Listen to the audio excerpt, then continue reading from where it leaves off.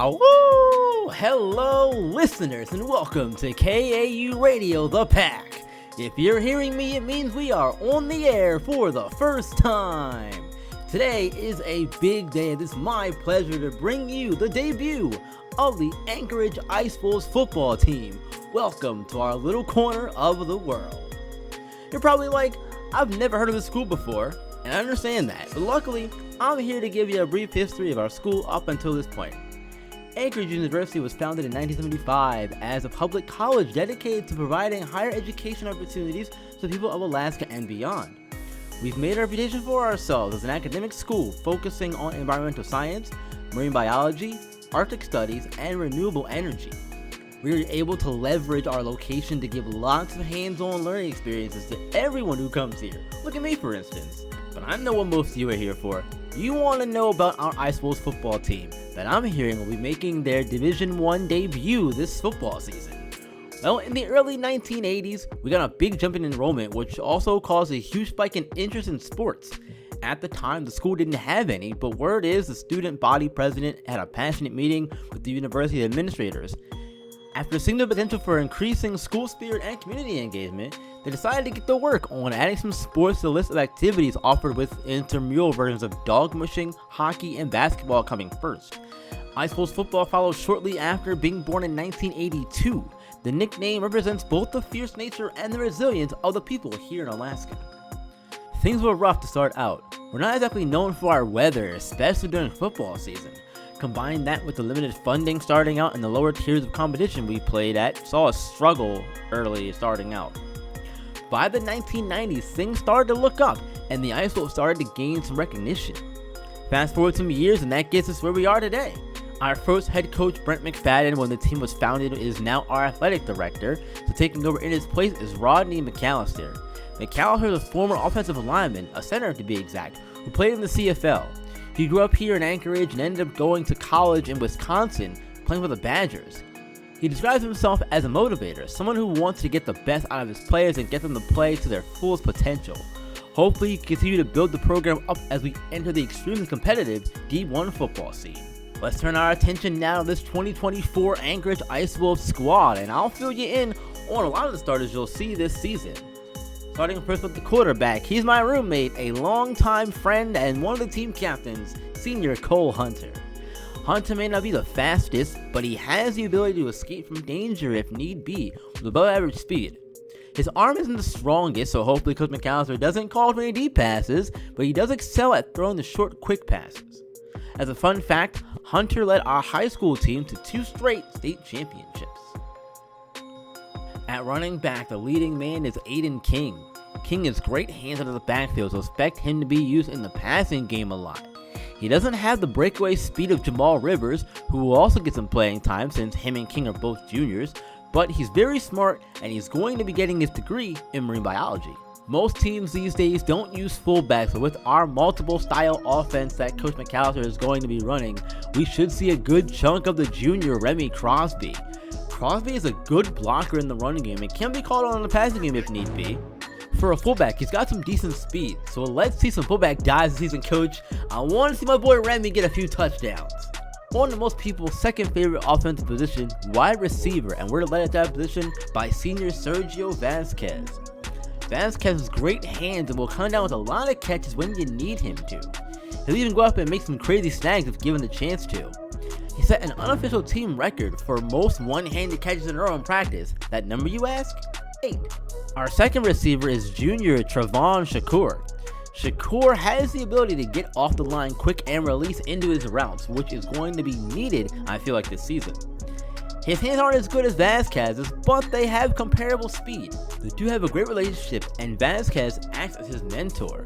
They've been known to have a customary race every day before practice officially begins, and as of now, their series is even at 4 apiece. Over to tight end now, the main guy here is junior Jamie McDonald. He's a physical guy from playing a ton of hockey. He was a defender on our intramural hockey team before joining the football team, so I think that's going to be a great advantage to him. McDonald also has good speed too, enough to be a threat in the passing game at least. Along the O-line, at left tackle it's senior Blake Zimmerman, left guard is junior Max Reeves, our center is senior Terry Hamilton, right guard is junior Glenn Landry, and our right tackle is junior Ricardo Franklin. These guys are huge, and I get intimidated whenever I see them walking around campus. Throughout the field, they're a part of some of the school's Big Brother initiatives, helping to mentor young kids. Big, strong guys with hearts of gold. You'll love to see it. On to the stronger side of the ball for our Ice Wolves. It's time to talk defense, leading off with our left end, junior Marquise Love. Love has looked extremely quick off the edge, and he's going to beat blockers with his power. When he hits, he's going to hit hard too, but he's not the hardest hitter on our defense. That title goes to someone else, who we'll get to a little later. Love is also a major in communications here at the school, and he joins me on various events around campus when football season isn't going on. Good luck this season, Marquise. Going to the right side of the defensive line, meet sophomore Tyron Garland. Garland is known for his finesse moves, which when compared to Love on the left side, it's nice to have that difference of styles. Garland takes great care of himself off the field too, and that translates to his studies. He wants to work towards taking care of people, with dreams of being a personal trainer, making sure people are happy and healthy physically. On the interior, the D tackles are junior Deshaun Harvey and senior Joshua Blackburn. Blackburn is the more athletic of the two, but they're both great tacklers. When they get their arms around you, you're not getting away very often. In their spare time, the two train for weightlifting competitions together, so they're putting that strength to good use, I'd say. To the linebackers now, our left outside linebacker is junior Leilani McCalla. McCalla is a rangy linebacker, able to play both man and zone coverage, but he's better at zone.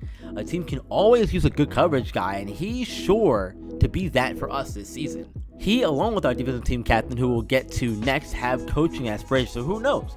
Maybe we'll see them both involved in football still once their careers are over here. I've alluded to this guy twice now. He's the leader of our defense, senior middle linebacker Skylar Alexander. Alexander is known as the king of boomer around here because when he hits you, you're gonna feel it, or so I'm told, of course. I'm not putting pads on to test that at all. But it's not just about power for him either. He's also a solid tackler in general.